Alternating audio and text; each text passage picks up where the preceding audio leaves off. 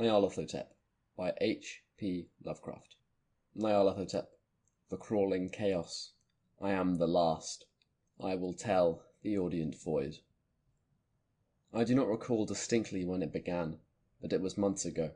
The general tension was horrible. To a season of political and social upheaval was added a strange and brooding apprehension of hideous physical danger, a danger widespread and all-embracing, such a danger as may well be imagined only in the most terrible phantasms of the night. I recall that the people went about with pale and worried faces and whispered warnings and prophecies which no one dared consciously repeat or acknowledge to himself that he had heard. A sense of monstrous guilt was upon the land, and out of the abysses between the stars swept chill currents that made men shiver in the dark and lonely places. There was a demonic alteration in the sequence of the seasons. The autumn heat lingered fearsomely, and everyone felt that the world, and perhaps the universe, had passed from the control of known gods or forces to that of gods or forces which were unknown. And then it was Nyarlathotep came out of Egypt. Who he was, none could tell, but he was of the old native blood, and looked like a pharaoh. The fellahin knelt when they saw him, yet could not say why. He had said he had risen up out of the blackness of 27 centuries, and that he had heard messages from places not on this planet. Into the lands of civilization came Nyarlathotep, swarthy, slender and sinister, always buying strange instruments of glass and metal and combining them into instruments yet stranger. He spoke much of the sciences, of electricity and psychology, and gave exhibitions of power which sent his spectators away speechless, yet which swelled his fame to exceeding magnitude. Men advised one another to see Nyarlathotep, and shuddered. And where Nyarlathotep went, rest vanished, for the small hours were rent with the screams of nightmare. Never before had the screams of nightmare been such a public problem. Now, the wise men almost wished they could forbid sleep in the small hours, that the shrieks of cities might less horribly disturb the pale, pitying moon as it glimmered on green waters gliding under bridges and old steeples crumbling against a sickly sky. I remember when Nyarlathotep came to my city, the great, the old, the terrible city of unnumbered crimes. My friend had told me of him, and of the impelling fascination and allurement of his revelations, and I burned with eagerness to explore his uttermost mysteries. My friend said they were horrible, and impressive beyond my most fevered imaginings. That what was thrown on a screen in the darkened room prophesied things none but Nyarlathotep dared prophesy, and that in the sputter of his sparks there was taken from men that which had never been taken before, yet which shewed only in the eyes. And I heard it hinted abroad that those who knew Nyarlathotep looked on sights which others saw not. It was in the hot autumn that I went through the night with the restless crowds to see Nyarlathotep, through the stifling night and up the endless stairs into the choking room.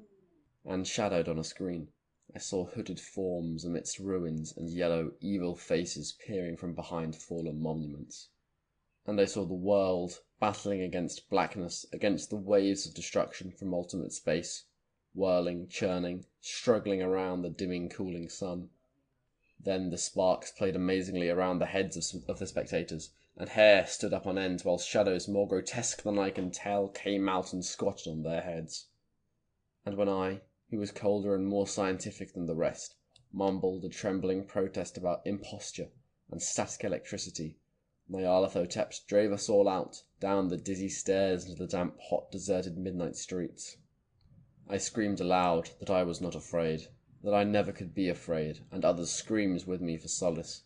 We swore to one another that the city was exactly the same and still alive, and when the electric lights began to fade, we cursed the company over and over again, and laughed at the queer faces we made. I believe we felt something coming down from the greenish moon, for when we began to depend on its light, we drifted into curious, involuntary formations, and seemed to know our destinations, though we dared not think of them. Once we looked at the pavement, and found the blocks loose and displaced by grass, with scarce a line of rusted metal to shew where the tramways had run. And again we saw a tram-car, lone, windowless, dilapidated, and almost on its side. When we gazed around the horizon, we could not find the third tower by the river, and noticed that the silhouette of the second tower was ragged at the top. Then we split up into narrow columns, each of which seemed drawn in a different direction. One disappeared in a narrow alley to the left, leaving only the echo of a shocking moan.